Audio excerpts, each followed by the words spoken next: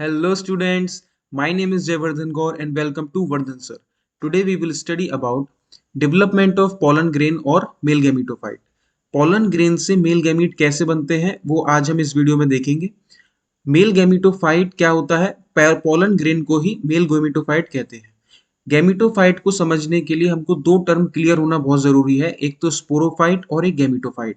Actually plant की जो life cycle होती है वो दो फेजेस में जाके कंप्लीट होती है. एक को कहते हैं गैमेटोफिटिक और एक स्पोरोफिटिक. स्पोरोफिटिक जो पार्ट है वो डिप्लॉयड होता है और गैमेटोफिटिक हैप्लॉयड होता है. प्लांट की वो बॉडी जो स्पोर्स बनाती है, मान लेते हैं कुछ देर के लिए अगर प्लांट एसेक्सुअल रिप्रोडक्शन कर रहा है तो प्लांट की वो वाली बॉडी जो स्पोर्स बनाएगी उसको बोलते हैं स्पोरोफाइट. अगर मान लीजिए प्लांट सेक्सुअल रिप्रोडक्शन कर रहा है तो फिर प्लांट की वो बॉडी जो गैमेटोफाइट को बनाएगी उसको बोलते हैं स्पोरोफाइट. अब गैमेटोफाइट क्या होता है? गैमेटोफाइट प्लांट की वो पार्ट होता है जो कि एक गैमीट को बनाएगा, जैसे कि पोलन ग्रेन. पोलन ग्रेन एक गैमीट नहीं है, पोलन ग्रेन एक गैमीट को बनाएगा जिसके अंदर गैमीट बनेंगे, उसको क्या कहेंगे? गैमेटोफाइट. तो यहाँ पर मेल गैमीट बनाने वाला जो पोलन ग्रेन है उसको बोलते हैं मेल गैमेटोफाइट. तो फ्लावरिंग प्लांट्स के अंदर माइक्रोस्पोर और pollen grain is considered as first cell of male gametophyte. तो पोलन ग्रेन को क्या माना है? मेल गैमेटोफाइट का फर्स्ट सेल माना है. अगर क्वेश्चन आ जाता है तो हम ये लगा के आएंगे कि मेल गैमेटोफाइट का पहला सेल कौन सा है? Pollen grain. जबकि स्पोरोफाइट जो है उसका पहला सेल है zygote. Zygote is considered as the first cell of sporophyte. Plant के अंदर जो स्पोरोफाइट को रिप्रेजेंट करता है पहला सेल वो होता है जाइगोट. अब हम देखते हैं कि एक पोलन ग्रेन से मेल गैमीट्स कैसे बनते हैं. पोलन ग्रेन का जो डेवलपमेंट है वो पार्शियल, मतलब आधा तो होता है इन सीटू, मतलब एट मदर प्लेस एंथर के अंदर, क्योंकि पोलन ग्रेन का जो ओरिजिन है वो एंथर के अंदर हुआ है, इसलिए एट मदर प्लेस क्या बोली जाएगी उसकी? एंथर, यानी कि इन सीटू. अगर बाकी का जो डेवलपमेंट है वो एंथर के अंदर नहीं होता तो फिर उसको बोलते हैं एक्स सीटू. वो डेवलपमेंट कहाँ होता है बाकी का? स्टिग्मा के ऊपर. तो ये दो टर्म समझना बहुत जरूरी है, इन सीटू और एक्स सीटू. इन सीटू का मतलब एट मदर प्लेस, यानी कि पोलन की मदर प्लेस है एंथर, जहां पर वो ओरिजिनेट हुआ है, पैदा हुआ है. और पोलन ग्रेन एक्स सीटू मतलब मदर प्लेस से बाहर जहां डेवलपमेंट होता है वो है स्टिग्मा. तो आधा डेवलपमेंट तो उसका होता है मदर प्लेस पर एंथर के अंदर और बाकी का डेवलपमेंट होता है स्टिग्मा के ऊपर. पॉलिनेशन, पॉलिनेशन क्या होता है कि the transfer of pollen grain from anther to stigma. जैसे कि ये एंथर हम देख रहे हैं, इस फ्लावर का ये एंथर वाला पार्ट है और ये दूसरे फ्लावर का स्टिग्मा वाला पार्ट है. तो एंथर से इस पोलन ग्रेन का ट्रांसफर कहां पर? इस दूसरे फ्लावर के स्टिग्मा पर. इसको हम बोलते हैं पॉलिनेशन. अगर एक फ्लावर से पोलन ग्रेन दूसरे फ्लावर के स्टिग्मा पर जाता है तो उसको बोलते हैं क्रॉस पॉलिनेशन. अगर सेम फ्लावर में ये वाला इवेंट होता है, जैसे कि ये एंथर है, इसका पोलन ग्रेन इसी फ्लावर के स्टिग्मा पर अगर लैंड करेगा तो इस इवेंट को बोलेंगे सेल्फ पॉलिनेशन. अगर सेम फ्लावर में ये काम हो रहा है तो सेल्फ पॉलिनेशन. अगर दो अलग अलग फ्लावर इसमें इन्वॉल्व हो रहे हैं इस इवेंट को पूरा करने में तो उसको बोलते हैं क्रॉस पॉलिनेशन. तो पॉलिनेशन भी दो टाइप का हो गया, cross pollination and self pollination. इसमें क्या होता है? पोलन ग्रेन एंथर से निकल के स्टिग्मा पर जाता है. डेवलपमेंट ऑफ पोलन ग्रेन को on the basis of pollination हम टू टाइप का कह सकते हैं. आधा डेवलपमेंट तो प्री पॉलिनेशन पर होता है, जैसे कि पोलन ग्रेन का आधा डेवलपमेंट होगा इस एंथर के अंदर, तो प्री पॉलिनेशन डेवलपमेंट भी कह सकते हैं या इन सीटू डेवलपमेंट भी कह सकते हैं. और बाकी का डेवलपमेंट होता है यहाँ पर स्टिग्मा पर, तो इसको पोस्ट पॉलिनेशन डेवलपमेंट भी कह सकते हैं या फिर एक्स सीटू डेवलपमेंट भी कह सकते हैं. अगर हम ये दोनों तरह का डेवलपमेंट, जैसे कि प्री पॉलिनेशन डेवलपमेंट जिसको कहते हैं इन सीटू डेवलपमेंट और एक्स सीटू डेवलपमेंट जिसको कहते हैं पोस्ट पॉलिनेशन डेवलपमेंट, इसकी अगर हम स्टडी कर लेंगे तो हमारा डेवलपमेंट ऑफ पोलन ग्रेन पूरा हो जाएगा. मतलब पोलन ग्रेन से गैमीट बनना पूरा हो जाएगा, जिसको हम सबसे पहले देखेंगे इन सीटू डेवलपमेंट. इसमें होता क्या है, जैसे कि हम देख सकते हैं ये पोलन ग्रेन है, ये पोलन ग्रेन की बाहर वाली लेयर है एक्साइन, ये अंदर वाली लेयर इंटाइन, और ये पोलन ग्रेन का न्यूक्लियस है. और ये पोलन ग्रेन के न्यूक्लियस के चारों तरफ क्या है? ये साइटोप्लाज्म. इस पोलन ग्रेन के न्यूक्लियस के अंदर अनइक्वल माइटोसिस होता है. क्या होता है? Unequal mitosis. अनइक्वल माइटोसिस इसीलिए क्योंकि न्यूक्लियस एक छोटा बनता है और एक बड़ा बनता है, इसीलिए अनइक्वल माइटोसिस है. जो बड़ा न्यूक्लियस होता है उसको बोलते हैं वेजिटेटिव न्यूक्लियस या ट्यूब न्यूक्लियस. जो छोटा न्यूक्लियस होता है उसको बोलते हैं जनरेटिव न्यूक्लियस। अब जैसे कि पहले इसके अंदर अनइक्वल माइटोसिस हुआ था, अब इसके अंदर अनइक्वल साइटोकाइनेसिस होगा। अनइक्वल साइटोकाइनेसिस का मतलब है कि जो साइटोप्लाज्म है उसका अनइक्वल डिस्ट्रीब्यूशन होगा। जो वेजिटेटिव न्यूक्लियस था उसके पास साइटोप्लाज्म ज्यादा रहेगा, और जो जनरेटिव न्यूक्लियस था उसके पास साइटोप्लाज्म कम रहेगा। तो एक सेल मेम्ब्रेन इसके बीच में आ जाएगी, इसको बोलेंगे जनरेटिव सेल, और ऊपर वाले को बोलेंगे हम इसको वेजिटेटिव सेल या ट्यूब सेल। ये जो पोलन ग्रेन है ये पार्शियली डेवलप्ड मेल गैमेटोफाइट है। पार्शियली डेवलप्ड मेल गैमेटोफाइट इसीलिए बोला क्योंकि अभी ये इन सीटू डेवलपमेंट में है। पार्शियल आधा हुआ है अभी डेवलप, आधा कहाँ होगा, एक्स सीटू यानी कि स्टिग्मा के ऊपर।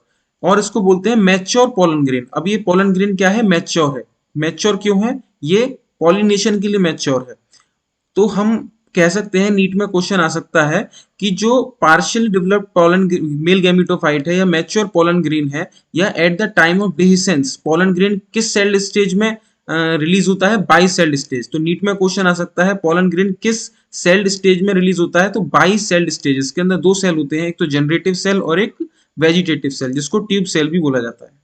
फिर इसके बाद इसमें क्या होता है कि जो इसका जनरेटिव सेल है, इसका जनरेटिव सेल यहां से ये लेयर हट जाती है सेल मेम्ब्रेन की, और ये जनरेटिव सेल वेजिटेटिव सेल के साइटोप्लाज्म में आके फ्लोट करने लगता है। और इसका जो न्यूक्लियस है जनरेटिव सेल का, वो कैसा हो जाता है, स्पिंडल शेप न्यूक्लियस हो जाता है।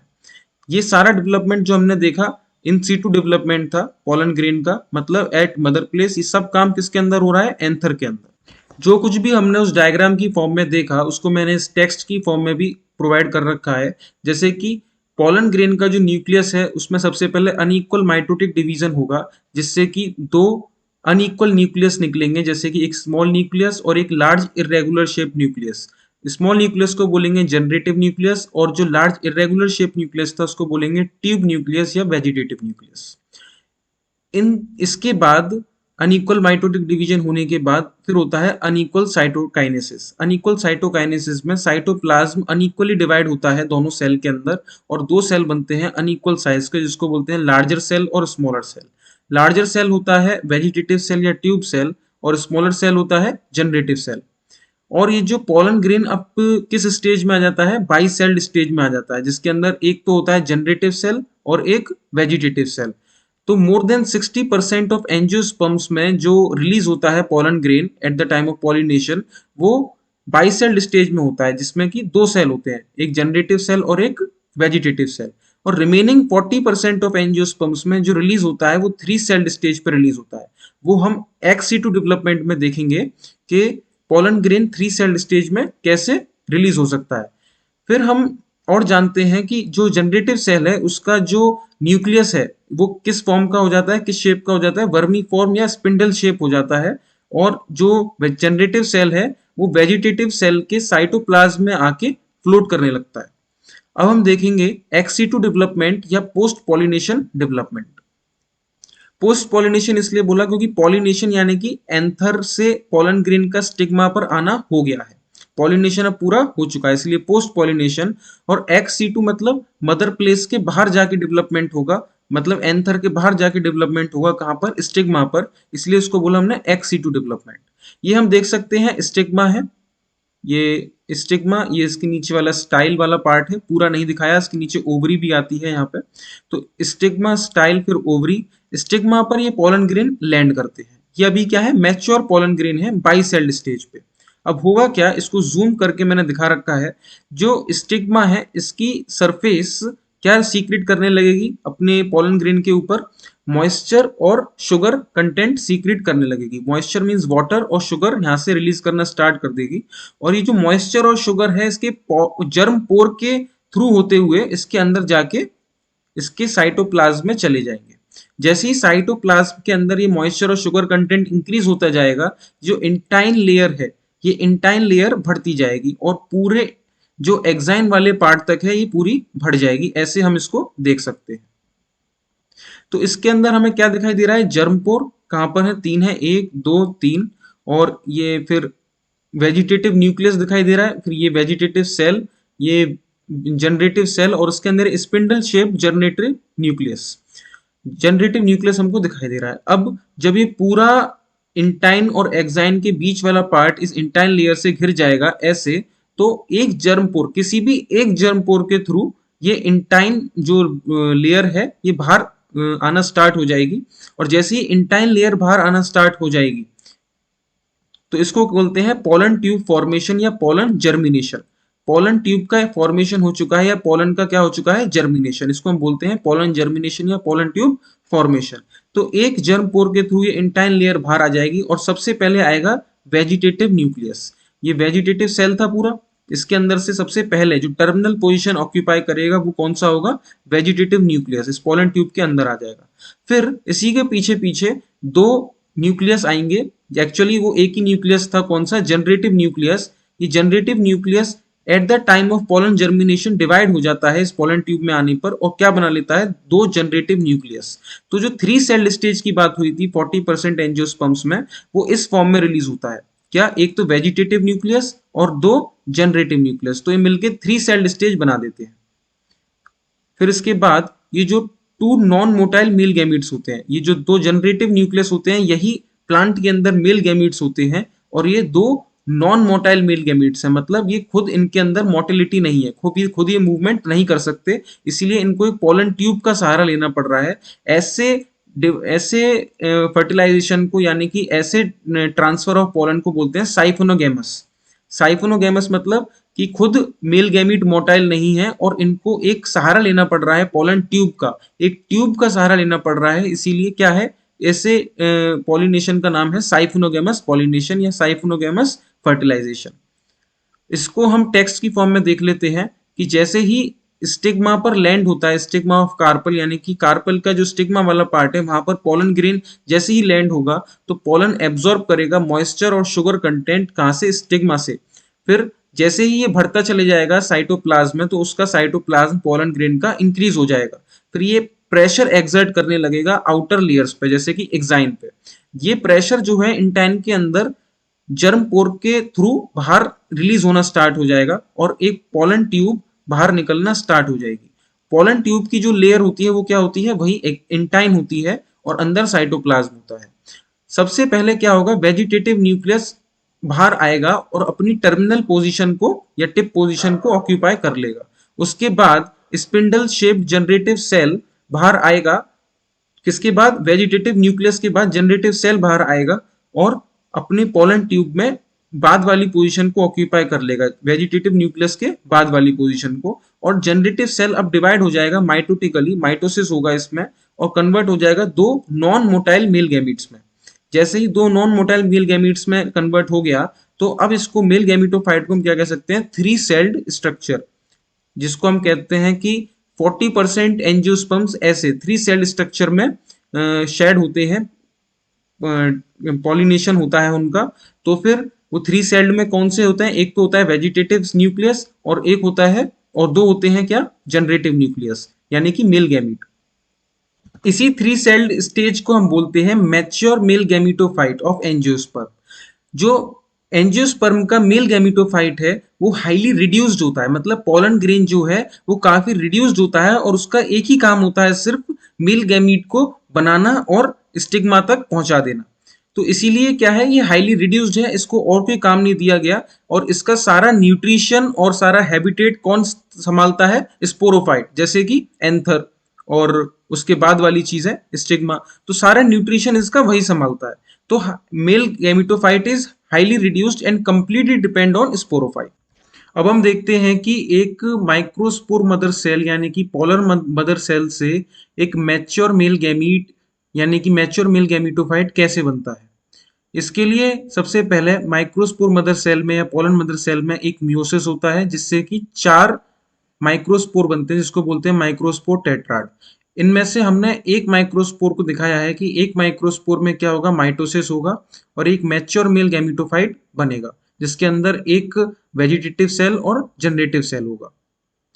इसके बाद अगर देखें तो जनरेटिव सेल में माइटोसिस होगा और 2 नॉन मोटाइल मेल गैमीट्स बनेंगे और ये एक फुली डेवलप्ड मेल गैमीटोफाइट है जिसके अंदर 3 सेल्ड स्टेज होती है, एक तो वेजिटेटिव सेल और 2 नॉन मोटाइल मेल गैमीट्स। तो अगर क्वेश्चन आता है कि एक माइक्रोस्पोर मदर सेल से एक क्या बनाना है, मैच्योर मेल गैमिटोफाइट बनाना है, मतलब पोलन ग्रेन बनाना है, मतलब यहां से यहां तक, तो एक तो मियोसिस होगा और एक माइटोसिस होगा।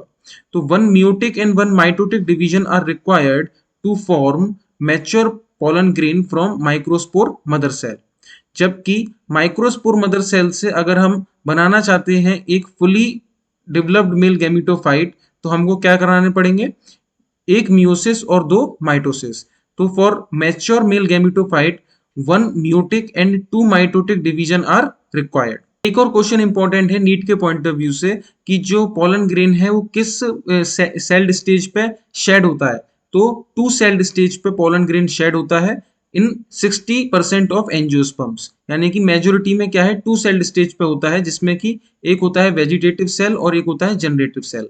और जो 40% है एंजियोस्पर्म्स, उनके अंदर 3 सेल्ड स्टेज में होता है, जैसे कि 2 नॉन मोटाइल गैमीट्स और एक वेजिटेटिव सेल, ये एक वेजिटेटिव सेल और 2 नॉन मोटाइल मेल गैमीट्स। तो 3 सेल्ड स्टेज में 40% एंजियोस्पर्म्स में, और 2 सेल्ड स्टेज यानी कि 22 सेल्ड स्टेज पे 60% एंजियोस्पर्म्स में ये रिलीज होता है। इस वीडियो में इतना ही। अगर वीडियो पसंद आई हो तो लाइक करें। अगर आपने चैनल को अभी तक सब्सक्राइब नहीं किया है तो सब्सक्राइब करें। And thank you very much.